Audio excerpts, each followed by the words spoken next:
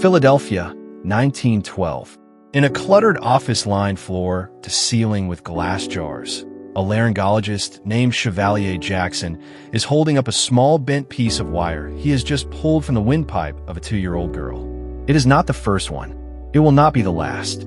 Over the course of his career, Jackson will remove more than 2,000 foreign objects from the throats and lungs of children.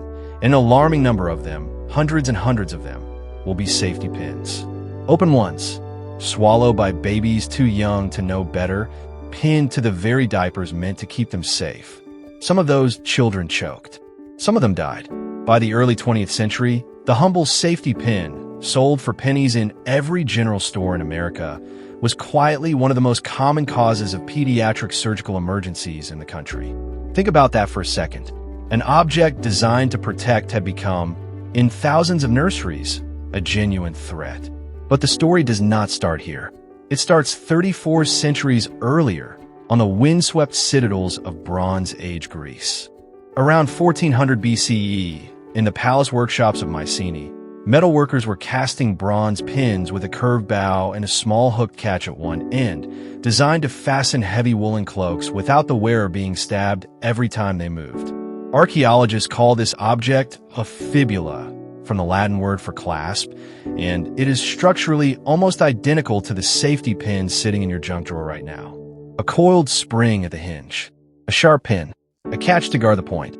The Mycenaeans did not think of themselves as inventing a household staple that would outlive their entire civilization. They just needed a way to keep their cloaks on. That is usually how these things start. By 1000 BCE, the fibula had spread across the Mediterranean and deep into Central Europe, carried along trade routes by the Hallstatt culture in what is now Austria, and later refined by the Latine culture across Iron Age Gaul and Britain. These are not crude objects. Some Latine fibulae found in modern-day Switzerland and France are ornate, inlaid with coral and enamel, clearly status symbols as much as fasteners. A well-made fibula told everyone looking at you exactly how much you were worth.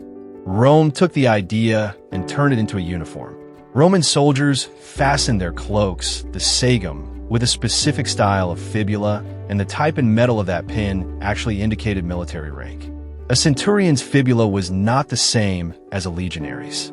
Roman senators wore the crossbow fibula, a heavier, more elaborate version, as a badge of office, and by the 4th century CE, wearing the wrong fibula in the wrong context in Rome was a genuine social misstep, not unlike showing up to a black tie event in sneakers. The empire fell. The fibula did not. Anglo-Saxon and Visigothic nobility across the ruins of the Western Empire kept making them bigger, gaudier, more encrusted with garnet and gold.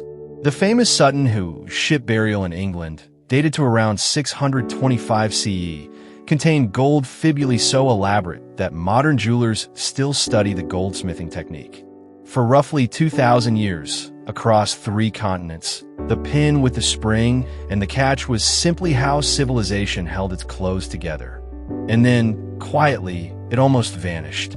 Sometime in the 13th century, in the cloth workshops of Western Europe, somebody had a small idea: cut a slit in the fabric and push a small carved disc through it. The buttonhole. It seemed like a minor tailoring trick.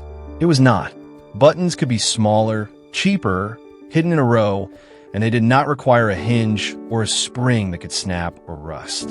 Within a couple of generations, the fibula, which had survived the fall of Rome, the rise and fall of a dozen kingdoms, and 1,000 years of fashion, was pushed out of mainstream European dress almost entirely. It did not disappear completely. It lingered in folk costume and military dress in pockets of Europe. But as an everyday object, it went dark for roughly 600 years. 6 centuries of silence for a design that had once clothed emperors. It took a broke inventor in New York City to bring it back. That was 1849. Walter Hunt was a serial tinkerer, the kind of 19th century inventor who came up with the sewing machine, the repeating rifle, and a version of the safety pin, and then, again and again, failed to capitalize on any of them. Hunt owed a friend $15. Sitting in his workshop, twisting a single piece of wire back and forth, he realized that if he coiled the metal at one end to create spring tension and folded the other end into a small clasp to shield the point, he had built a pin that fastened itself and could not easily jab the wearer. He patented it on April 10, 1849, U.S. patent number 6281. And then, to settle that $15 debt, Hunt sold the entire patent, all rights to what would become one of the most manufactured objects in human history, for $400. This decision seemed small at the time. It was not. $400 in 1849 was a decent sum, enough to feel like a win in the moment. It is also, adjusted for inflation, a rounding error compared to what safety pins would go on to generate over the following century and a half. Walter Hunt died in 1859, a decade after the sale, still broke, having invented an object that within a few generations would be sitting in nearly every household on Earth. New England's metalworking factories took it from there. Connecticut, already a hub of wire and hardware manufacturing thanks to companies producing pins, needles, and small hardware at industrial scale, began churning out safety pins by the millions in the 1850s and 1860s, using continuous wire drawing and automated coiling machines that could shape and temper a pin in seconds. This is the second small decision that was not small. Mechanized pin production meant the safety pin stopped being a specialty item and became something closer to a commodity, cheaper than a button, faster to attach than a stitch, sold in tins and cards at every dry goods store in the industrializing world. By the 1880s, the safety pin was standard equipment in the American and British household, used for everything from mending torn hems to closing burlap sacks to, increasingly, fastening the cloth diapers wrapped around the bottom of nearly every infant born in the Western world. That last use is where the story turns genuinely dark. Cloth diapering with an open safety pin was for close to a century an accepted parenting risk, one that nobody had really engineered around. Parents pinned pins through fabric mere inches from an infant's abdomen, sometimes multiple times a day, and infants, being infants, occasionally got hold of the pin, or the pin occasionally opened. Physicians like Chevalier Jackson built entire careers, and in his case, an entire museum collection now housed at Philadelphia's Mutter Museum, around extracting swallowed and inhaled foreign objects, and safety pins were consistently among the most represented items, alongside coins and buttons, well into the 1930s and 40s. Manufacturers eventually responded with a locking safety pin, redesigned in the early 20th century so the point sat more securely inside the clasp, but it took decades of documented injury and, frankly, dead children before the design improved. There was no scandal, no lawsuit that forced the change, no single moment of accountability. It was just slow, incremental pressure from doctors publishing case after case after case, until the manufacturers listened. Meanwhile, the pin had already found a second life in war. In the trenches of the First World War, soldiers used safety pins for everything the quartermaster hadn't supplied, fastening torn uniforms, securing bandages, holding maps, even, in a pinch, cleaning the mechanisms of rifles. It was cheap, it was everywhere, and it did not require tools. That utility carried into the Second World War and beyond, where military sewing kits, the so-called housewife kits issued to soldiers, included safety pins as standard contents right alongside needle and thread.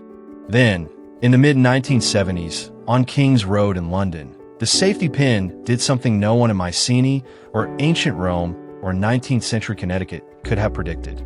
It became a symbol of rebellion. Designer Vivienne Westwood and impresario Malcolm McLaren, dressing the band that would become the Sex Pistols, started using safety pins as visible fasteners and piercings, holding together deliberately ripped clothing, sometimes worn straight through an ear or a cheek.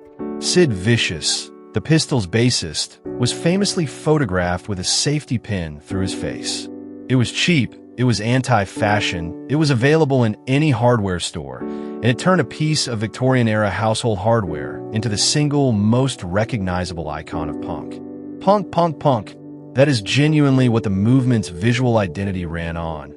More than leather, more than tartan, a bent piece of wire that a Mycenaean. The pin's symbolic life did not stop there. In November 2016, in the days following the UK's Brexit referendum and then the US presidential election, ordinary people in both countries began wearing safety pins openly on their clothing, a quiet signal meant to tell immigrants, minorities, and other vulnerable groups that the wearer was a safe person to approach if they experienced harassment.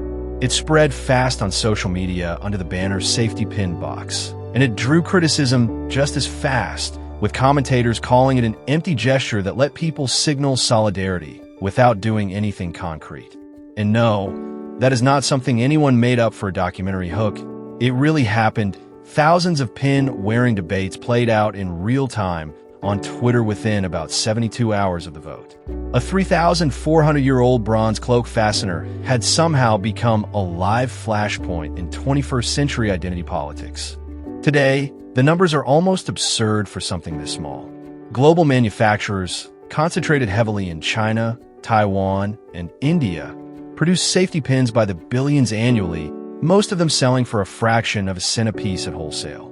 They show up in garment factories as tagging tools, in hospitals as suture-free wound closures in emergency field medicine, in art installations, and from dresses held together backstage, in the sashes of beauty pageant contestants, in the emergency kits of hikers, and in roughly the same coiled spring design Walter Hunt sketched out over a debt he owed a friend. The World Health Organization has, at various points, included safety pins in basic emergency and disaster relief kits distributed after floods, earthquakes, and refugee crises, precisely because they require no tools, no power, and almost no training to use. A 4,000-year-old piece of bent metal is still, in 2026, part of the standard humanitarian aid response to global catastrophe. And here is the strange coda nobody expects. That same coiled spring, self-tensioning mechanism, the one Walter Hunt twisted out a single piece of wire in 1849, is such a basic and reliable piece of engineering that variations on it show up in places that have nothing to do with clothing at all. Surgical staples, certain low-cost prosthetic joints, and yes, sewing repair kits that have flown aboard the International Space Station, packed for astronauts who occasionally need to mend a torn glove liner or a piece of fabric equipment. 60 miles above the fibula's original home in the Aegean, the design logic that held together a Mycenaean cloak is, in a very literal sense, still in orbit. So what did this thing actually become? It became a marker of Roman military rank. It became a punk rock icon pierced through a bass player's cheek. It became a public health hazard hidden inside a million cloth diapers. It became a wartime fix-it tool carried by soldiers on 3 continents. It became a political symbol fought over on social media within days of a national election. And through every single one of those transformations, it never stopped being fundamentally a bent piece of wire with a spring in it.